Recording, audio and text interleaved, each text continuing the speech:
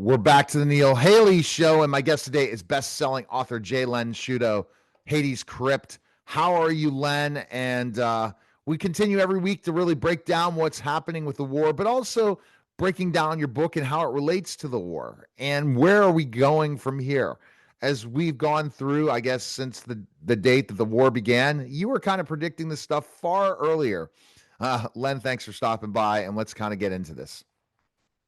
Okay, good morning, and not only to you, Neil, but to the folks that are out there listening to the podcast. It's a beautiful morning here. There's no clouds in the sky. The temperature will probably be mid to I'll say mid 70s for the day. First of all, the books. I'm happy to say today, and I'm proud to say today, that my efforts with Hades Crypt has really been phenomenal. And I'd like to thank the readers who have gone and researched the book and then purchased the book. This is week 24, and Hades Crypt has been on the bestseller list for those 24 weeks. I'm really proud and honored about that. I'd like to talk a little bit about the book I'm currently writing. That one is called Desperate Countermeasures. And a quick synopsis of that is 14 government agencies and representatives to create the National Nuclear Contingency Plan. They're successful in creating it. It's signed into U.S. law. And then a while later, excuse me a second, got to clear my throat. A while later, a terrorist group inside the United States has been kidnapping, torturing, and then killing the authors of this plan. Their reason is to neutralize that plan with the intention of attacking the United States. Now, there are 14 government agencies in my book that create this plan. Recently in the media, in the news, we saw articles about, not only articles, but on the television, a story about 11 scientists that are missing. And I did the research on those scientists, and I found out that one of them was involved in biochemistry. Several of them were in nuclear propulsion. One was doing anti-gravity. One was doing interplanetary defense. And of those, over a period of time, some of them, they're all missing. Now, if I take those scientists, and I swap my 14 authors in Desperate Countermeasures, it's ironic that it's very similar. I'm a little uncomfortable about that. The other thing about this is these scientists have been over time, and if you're a group and you're focusing on something, you don't want to collect them all at once because it draws attention to you. You do it over a period of time. And that's what's happened. We've seen it in several years that this has been going on. But even so, with these people missing, recently it has come to the attention of the United States government, and the FBI is now investigating it. I'm sure the CIA and Defense Intelligence is also involved in this. All of these people had high classifications from a security perspective. So it's a little uncomfortable, I'll say, putting this book together and then having it come out. So that's that issue.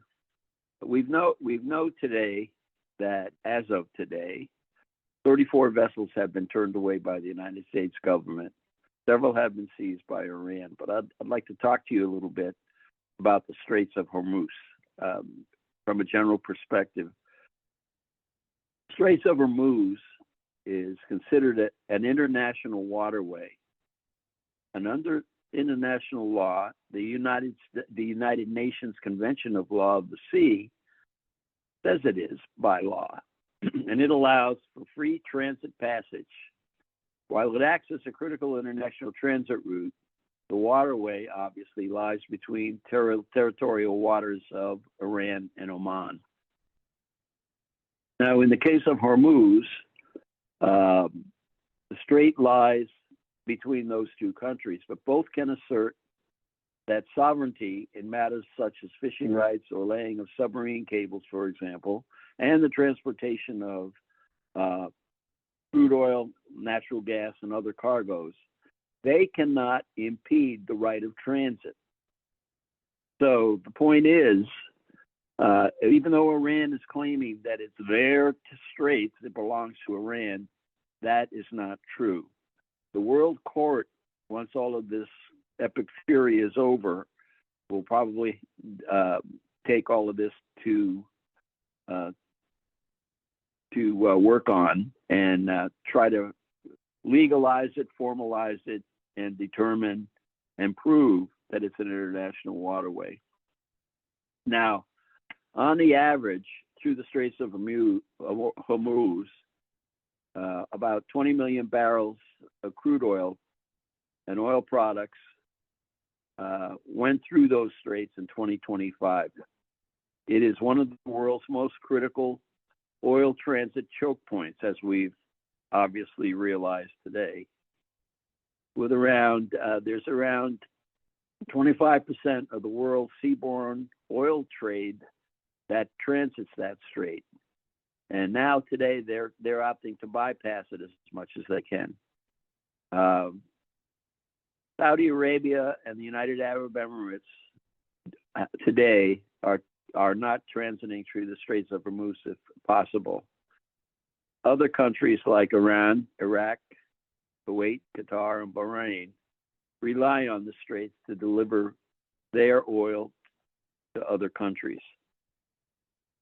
The other aspect of this is the transiting of LNG and LPG ships. That's liquefied natural gas and liquefied petroleum gas. And I'll talk about those ships a little bit later.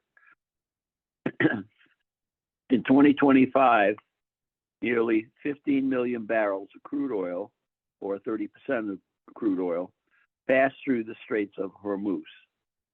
So with most of the exports destined for either Asia, China, India, that combined to 40% of the exports.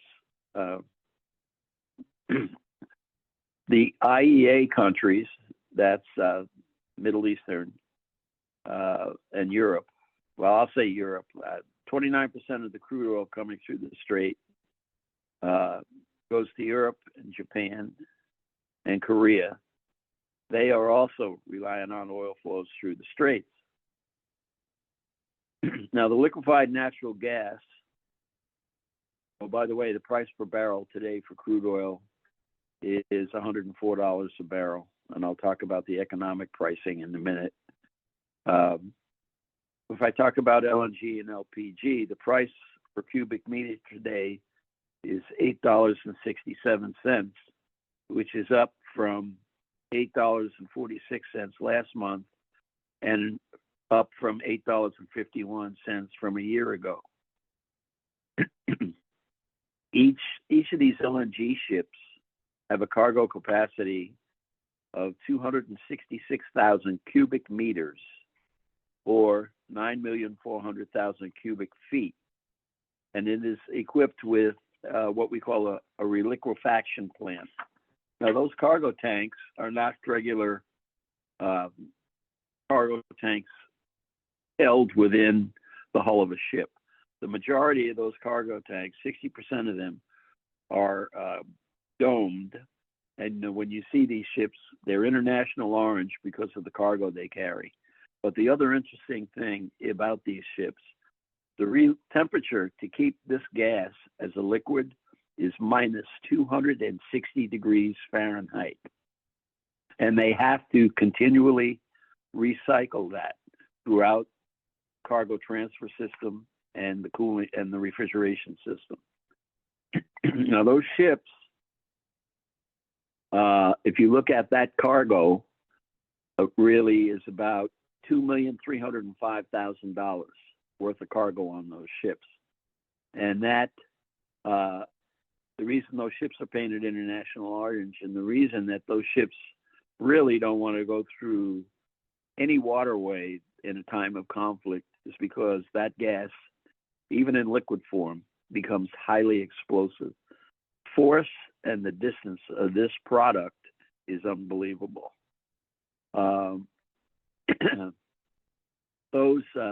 The crude oil. Let me see it. I gotta see. Let me see.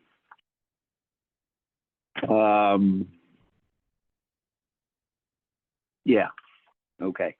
We know that one of the ships that was seized by Iran, if you saw it on the news, was International Orange, and it was significantly large. That ship is a VLCC carrier. That's very large crude oil carrier. That ship carries 2 million barrels of crude oil on it. The smaller tankers, if you remember when I talked about it in a previous podcast, those ships cannot enter typical ports for the offloading or loading of cargo. They have to be done in places like our oil production facilities out like in the Gulf of America, or you want to say Mexico, or out in international waters where there's deep water. The price of this crude oil at $2 million is something like $297 million. So you can see that even the VLCC is an extremely important ship to the oil industry. The other aspect of this is, I mentioned earlier, and that in 1976 to 81, when I was boarding and inspecting foreign and American ships in Port Arthur, Texas, if that ship was at anchorage and had to wait getting into port to either load or unload, the cost of sitting there at an anchorage was $10,000 a day. Today, it's between $30,000 to $100,000 a day. Now, you have to remember that these straits have been closed for a significant amount of time, and a lot of these countries now are not only are economically hindered, in addition to Iran. I will say that with the straits being closed, 25% of seaborne oil trade that transits the Gulf are destined for Asia. That's about 80%. That 80% goes to Asia of the 25% that transits the straits.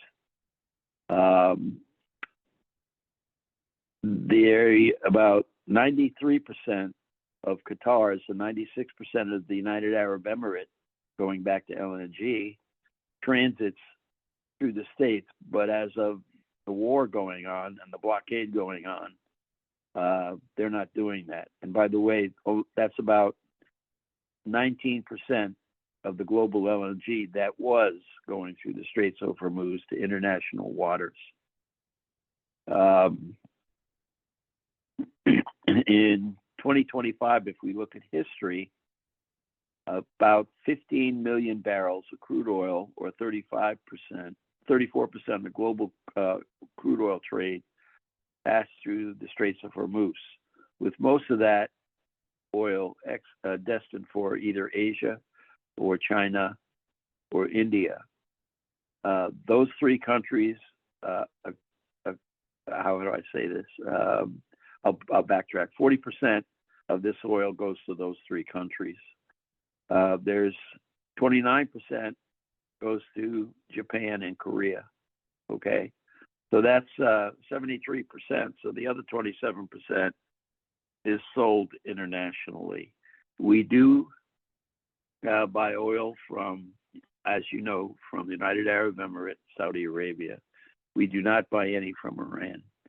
Now, I'll go back to the years of 2020 to 2024. Prior to that, I'll go back one more, the Trump era, 2016 to 2020. And in that time frame, we bought only 8% of the oil from Iran, from Russia, I mean. None from China, and something like 11% from UAE and Saudi Arabia. China didn't have any at that point. In 2020 to 2024, when American oil production was decreased significantly by that administration, we were buying 13% of the oil from Russia, and obviously other percentages went up as well.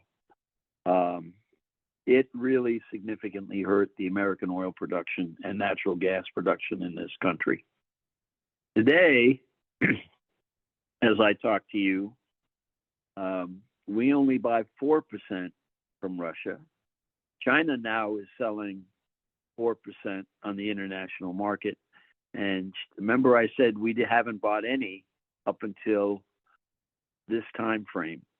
Now, I talked about a snake having 3 heads. That's North Korea, China, and Russia. When Iran became the 4th head of that snake, they signed an agreement with China to sell their crude oil to China. And originally, their oil on the market was between last year $90 to $100 a barrel.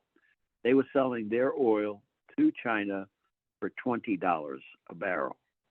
Why? I'll mention this again, like I did in a previous podcast. China was passing sodium perchlorate missile components, long-range and short-range missile components, to Iran. And when Iran became I'll call it the target of the United States, China and Russia were also providing intelligence information to Iran. And so the aspects of this prompted epic fury, of course. The other aspect of this is one of the concerns that I had originally was I was worried about with the 15-day ceasefire in Iran that lie, cheat, stall, changed shoes 34 times a day, being facetious here. I thought in that time frame that there was a possibility that they did have access to their nuclear enriched material, and they were attempting to make a nuclear device. By President Trump giving them 3 to 5 days, trying to get them to the negotiating table.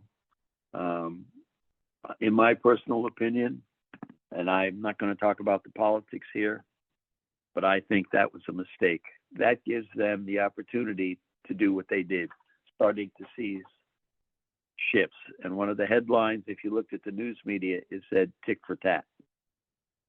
So I don't know how to say this, but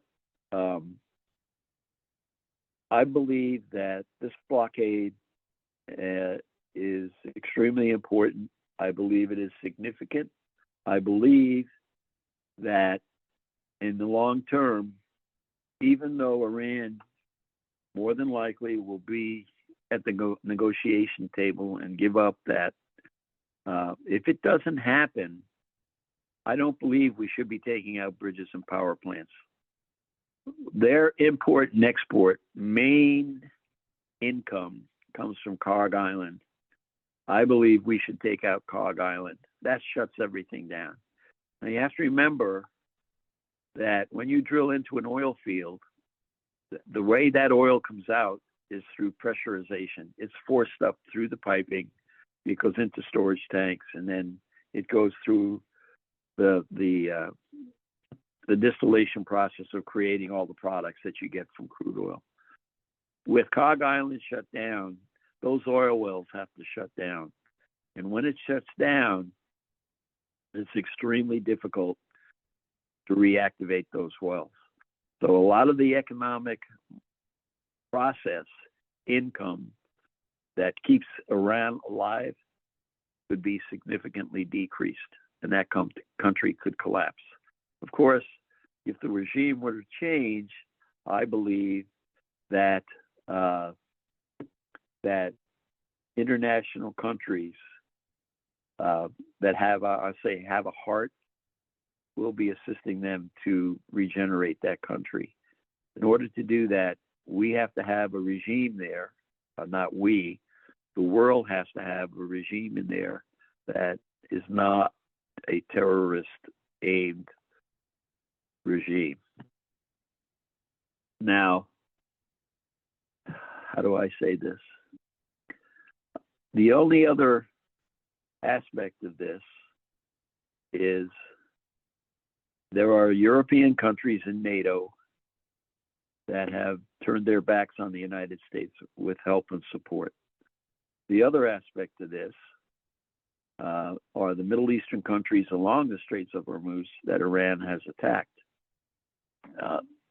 I do not believe that NATO, as it is today, its charter will be the same as it has been up until this point since it was created. I believe it will change. I do not believe the United States would walk away from NATO because, if you remember, prior to World War II, we became an isolationist country, and we knew just from the media being aired about what was happening in Europe prior to World War II. And then we were attacked by the Japanese. So the point is, we have to stay in NATO because that is the only way, other than the news media, of determining what's going on throughout the globe. I believe if Iran were to use a nuclear device anywhere in the world, right now they do not have any long-range missiles. I believe if they put a device together and loaded it up on a missile, I believe the primary U.S. target in the Middle East is the main U.S. Base, and that's in Bahrain. And I will not give you the name of that. You can look it up if you'd like. At that base, there are 50,000 plus U.S. military and civilian personnel. There are aircraft there. There are missiles there. There are drones there. There's also munitions there. It is the main focal point for the United States presence in the Middle East to protect and defend those countries that rely on us, be able to remain in existence without being taken over by the four-headed snake. I don't have any other way to describe it except that if that nuclear device was used, I cannot fathom or imagine or even document or say what the original outcome would be. But we obviously realize, those of us that look at this and have common sense, it could be the prelude to an international war. And that war could possibly be nuclear, which is the annihilation of the human race. Better minds prevail. But with this country, you cannot take any chances. I have no confidence in this country at all.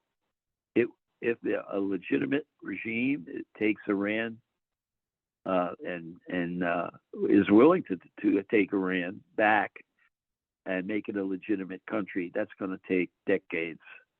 And the other aspect is, if this country falls, the IRGC, because we don't know them all, are going to blend into that population again. And probably down the road, we'd be looking at a scenario similar to this one as we're today. As we go forward, that's something that has to be considered by international law. I don't know how else to say it. So I have an idea about, once Desperate Countermeasures is out, about book number 5, and that will be dealing with international natural resources. The big thing for me right now is what's going on in the Arctic Circle. And the oil, natural gas, and precious metals up there is phenomenal in amount. And prior to Trump taking office in 2025, January, there were 3 military bases, and I'd mentioned this in a previous podcast, that were Russian. The United States had none up there. When President Trump came into office, he was trying to work a deal with Greenland and Canada, and the reason is those countries could be early warning possibilities from any kind of aggressive action that would come out by the Russians towards the United States. It's kind of like China in past years trying to take Taiwan in a similar manner. As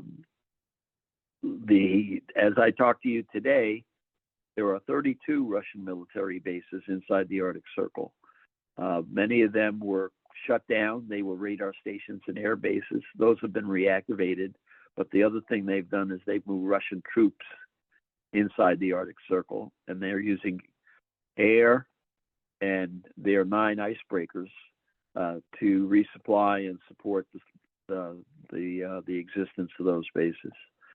Today, the United States only has 10 military bases inside the Arctic Circle. We're trying to go to 20. I do not know what the current status of that is today, but those of you that are listening to this, you can probably Google it and ask the question, how many U.S. bases are now inside the Arctic Circle? So pretty much, Neil, that's everything I wanted to cover today. Yeah. So the war could be. What were we going to say? Sorry. Yeah. Well, go ahead, Neil, please. No, I was going to say. So even if the war ends, it's not going to end the threat of Iran. That is correct. We don't know, like what we do in some of these countries. We send, like the 2 CIA agents that were recently killed in Mexico. They were obviously found out. They were obviously killed by the drug cartel.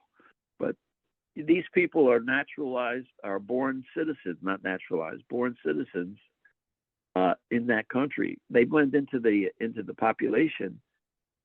The only people that will know them are the people that they've come in contact with, which are probably not many, being a large military force. It could happen again. And I believe that it will more than likely happen again. Maybe not in my lifetime, maybe not in your lifetime, but down the road, it'll happen again. Now, the other aspect of this is, will Iran remain the fourth head of the snake when this regime falls? And will the new regime be willing to work with those countries? I don't know. There's all kinds of possibilities here, Neil. It's like you try to, you're a juggler and you're pretty good at juggling 3 to 4 balls, but when you got 15 balls juggling in the air, you can't do it. Right. Exactly. All right. Okay. Best place people can find you is go to jlensciuto.com, pick up Hades Crypt. Yes. And what do you want to tell our listeners to finish off today's show? Okay. Well, thank you so much for listening, first of all. God bless you all. God bless the United States. I have a website, jlensciuto.com. Please contact me. I'll be more than happy to answer your questions and reply answers. You can find my books. I'm finding it everywhere now, but Amazon, Barnes & Noble, and some of the other ones as well. And the reviews that haven't been posted in Amazon, you can find at those other websites as well. All right. Thanks again, Len. Appreciate it. Thank you. Talk to you next week. Take care. Thank you, folks. You're listening Bye-bye. and watching The Neil Haley Show, and we'll be back in just a moment.